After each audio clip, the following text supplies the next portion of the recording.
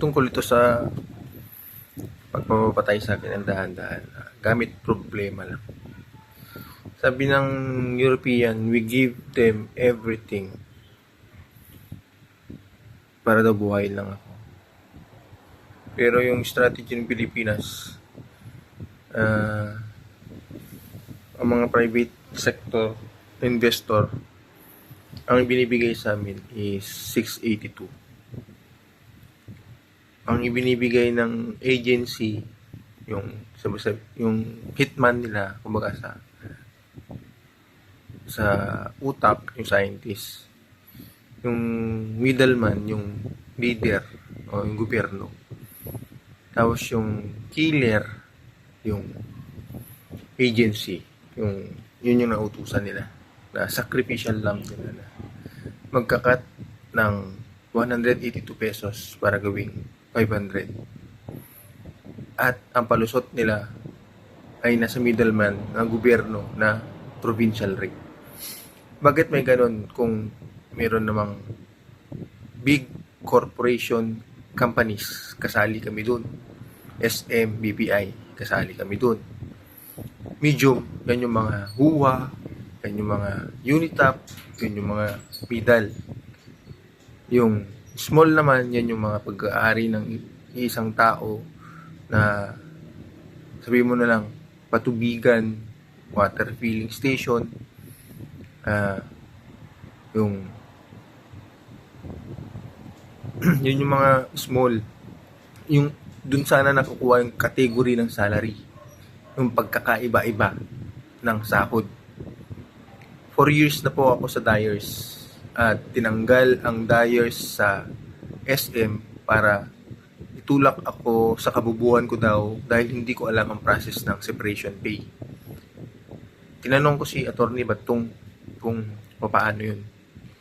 Pinapapirma kami ng quit claims at saka clearance, sabi ko sa kanya. Bakit ba? Sabi niya. Natanggal ang dating agency namin dito. Hindi ko nasabi sa kanya yung separation pay, kung paano. Pumunta kami sa Dole at ang sabi ng Dole sa process ng separation pay ay 3 months daw bago pwedeng makapagreklamo o makakuha ng,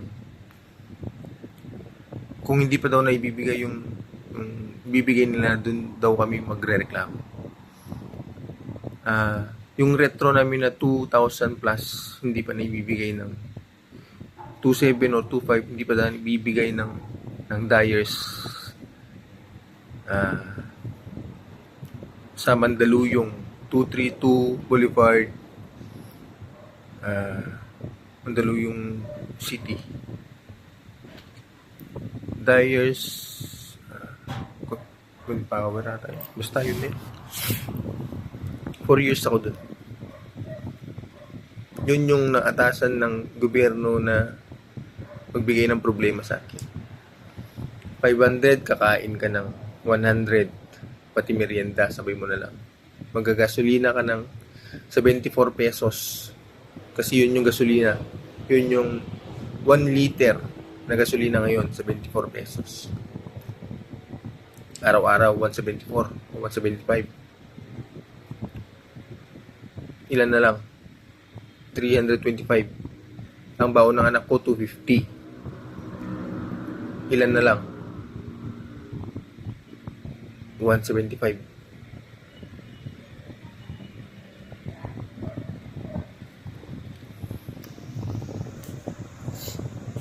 $175. Bills ng tubig, bills ng electricity. Magkano yun?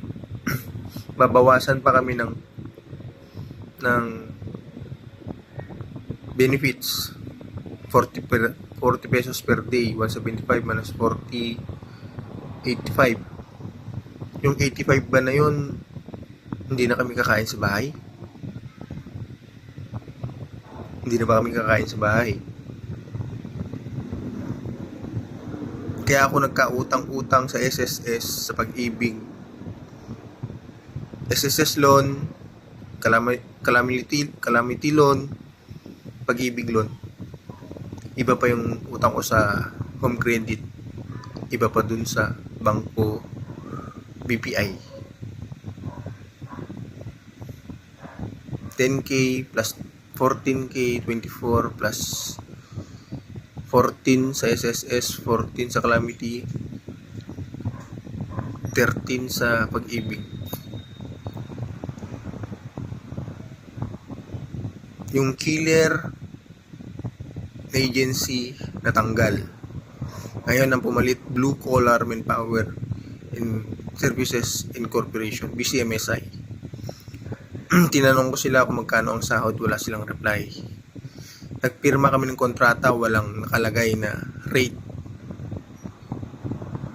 At nung nag-usap kami sa Dole, nung tinanong namin kung paano yung process ng ng pagrereklamo, proper naman daw yung clearance, yung resignation, sabi mo na lang kasi na-absorb ako. Pero yung quit claims, ang sabi niya, kaliwaan. Kasi minsan hindi daw binibigay ng mga agency yun. Na-absorb naman ako. So, nagpirma na ako ng resignation clearance at saka ng quit claims. Yung sinasabing mga problema, paraan para patayin ako ay naplano ng leaders, senado, senador, congressman, mayor, lahat ng government employee, dahil yung budget na 182 pesos strategy, maghahati-hati sila ng mga bilyonaryo at ng gobyerno na isang source of money para magkaroon sila ng budget para pasahurin yung next na government employee nila, like policeman, ng mga recruitment nila. Ang galing nila, di ba? Ang tanong ko lang naman sa buong mundo, human ba sila? O inhuman? Inhuman. Ako na, alam kong naririnig nyo ang iniisip ko. Because sabi ni Morgan Freeman, I will tell you about the voice, but not his voice. His inner voice. Pinapakinggan niya ang lahat ng pinaparinggan niya ang buong mundo na nag-exist si Brian. Alam niyo ba kung bakit ako pinilay ng Asia? Alam niyo ba bakit ako pinilay ng Asia? Did you know why they broke my right leg and left hand in physical structure? It is a check.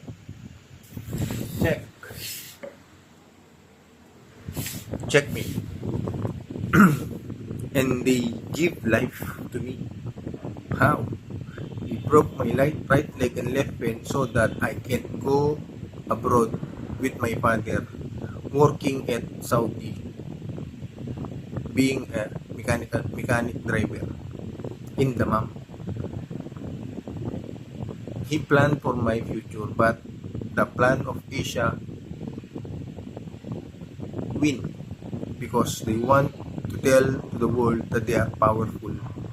They have psychological wars and they have mentality to curse me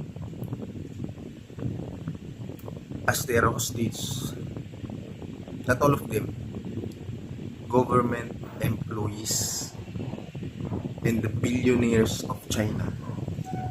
I told you, Hu Jinping, the president of China,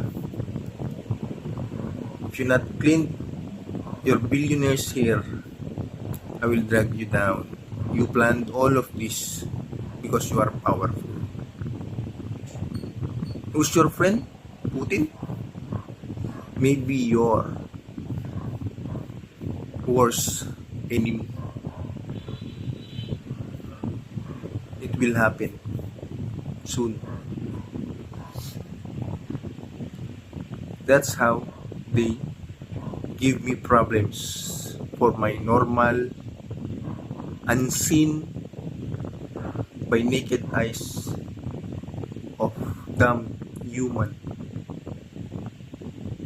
But I have plenty of good new born scientists telling me, hey, Dick, deeper. They curse you and tell every human how. They don't spoil me. They manage to train my ability of reading or investigating.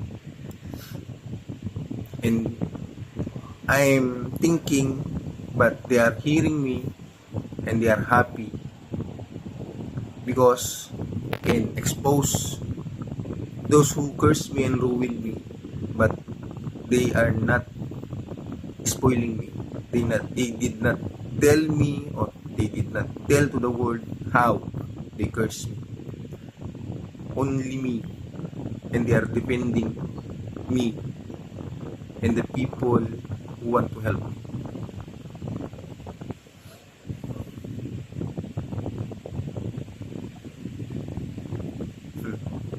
And this blue collar,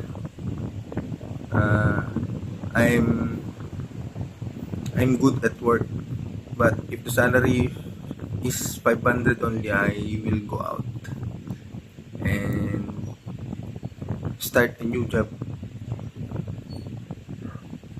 not in their game that they want to cut salary to the Filipino. And because of me, it is nationwide accepted. No, it's not accepted.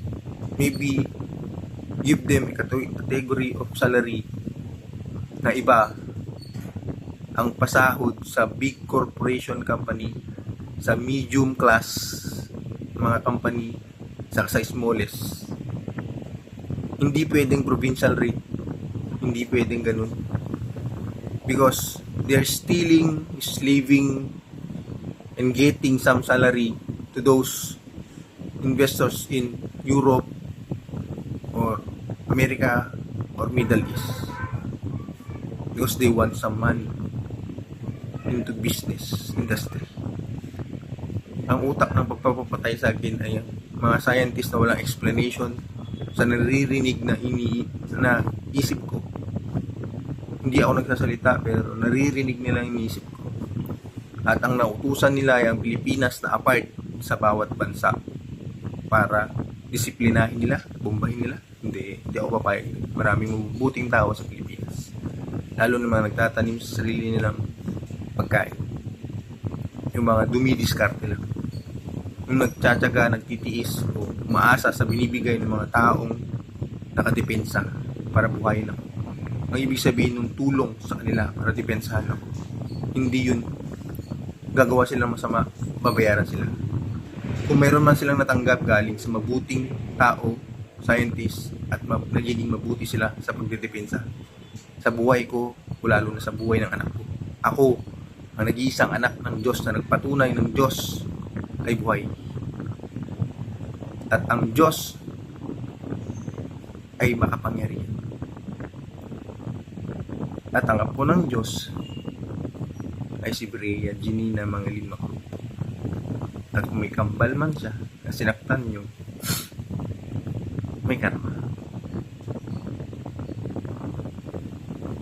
Titiisin ko ang lahat para lang hindi ako masisi ng buong human races sa strategy nilang asarin ako, itulak ako sa galit ko para takasan ng mga government employees, mga bilyonaryo o mga tao ng bilyonaryong bayaran na nakakatanggap ng pera at kayamanan at luxury ng buhay para itulak ako sa galit ko. Para yun yung maging main reason ng pagpatay sa akin. Hindi. Itong video na to, ang sinasabi kong main reason ng kamatayan ko. Human rules and laws is broken. Used for them to save their own life. Being a successful and have a luxurious life. Using laws ruled by them and used against me, and how you will execute me with your law or lows with this kind of video. When you broke the rule of God, being a good human and having a good virtues in being human, you are not human. You are in need. You need a luxurious life and secretly hide your evil deeds and doing it right like you're a good human, but executed me in times na kailangan gawin at ipagawa at pinagawa sa inyo ng mga scientists. Timely management, well organized and synchronized. Alam ko kung paano nyo ako sinaktan, itinulak, pinaglalaruan at binigyan ng mga problema para sa normal death. Dahil paano mo nga ba papatayin ng anak ng Diyos? Isang bala? Hindi. Madadamay kayong lahat na buong human races. Sakit, malalaman nila. Ano pa? Disgrasya, malalaman nila. Paano? Siyempre, pagbibigay ng mga problema. Tapos, aasarin ako kung ano-ano sasabihin nila para ma-enjoy nila yung buhay nila habang binabayaran sila. Pero yung main intention nila, galitin ako para ako yung magkamali. Talaga lang. Galingan nyo. Mga pigs, mga pignoy, galingan nyo. Lintik lang, walang ganito.